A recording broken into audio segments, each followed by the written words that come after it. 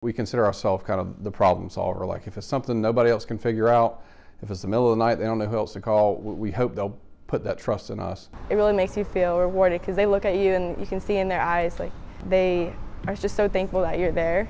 If we ran 15 calls back then a shift, we'd be, wow, that's a busy shift. Yesterday they ran 46.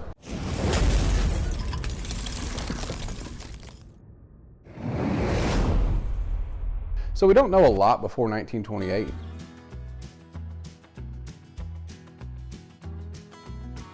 Our oldest apparatus was a Howe hand pumper, and at that time the crews would pull the apparatus to the scene.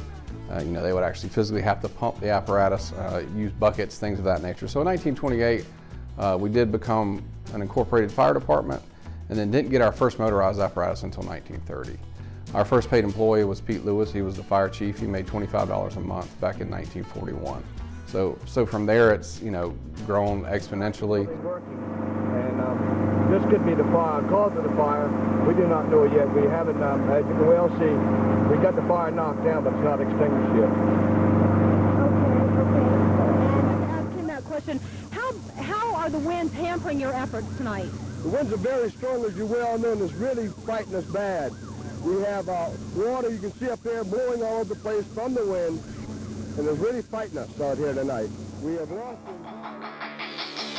When I got here, we had to rebuild from minimal equipment, minimal staffing up to where we're at now.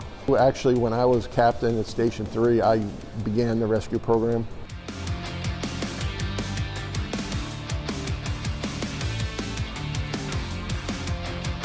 Right after 9/11, they said, hey, we want you to build this. And we started with a chunk of money, and we were able to get a lot of equipment, and we built it from there.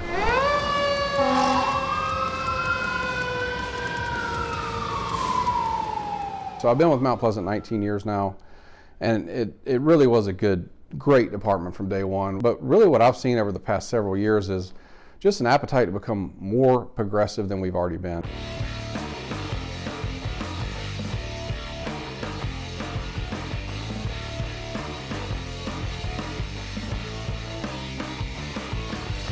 Our personnel are here 24 hours a day, 7 days a week. Of course, fire department's in our name, but that's really only a small portion of what we do.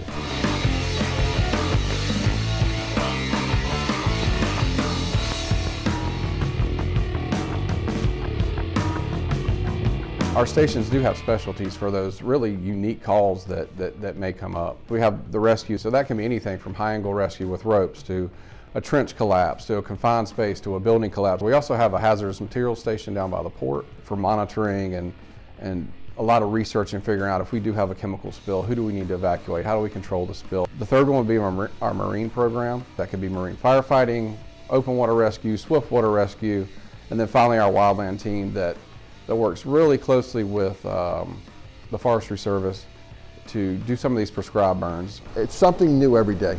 The department is small but growing, and so it feels very close-knit. Everybody knows everybody. All of our engines run ALS, so it means advanced life support, so we have at least one paramedic, which means that we get to essentially do more on medical calls. Medical calls are our largest call volume. Sometimes it's menial stuff, checking on the smoke detector that's chirping, but if we didn't check on it, who would? It's really that everyday stuff and that customer service level, their eagerness to get out there and serve and help the community that sets us apart.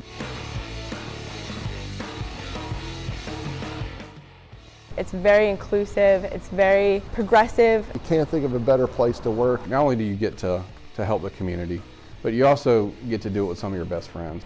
I would say do it. This department's great, the town is great. Reach out, we'd love to talk to you, we'd love to show you what we're about, we'd love to have you if you feel called to do it.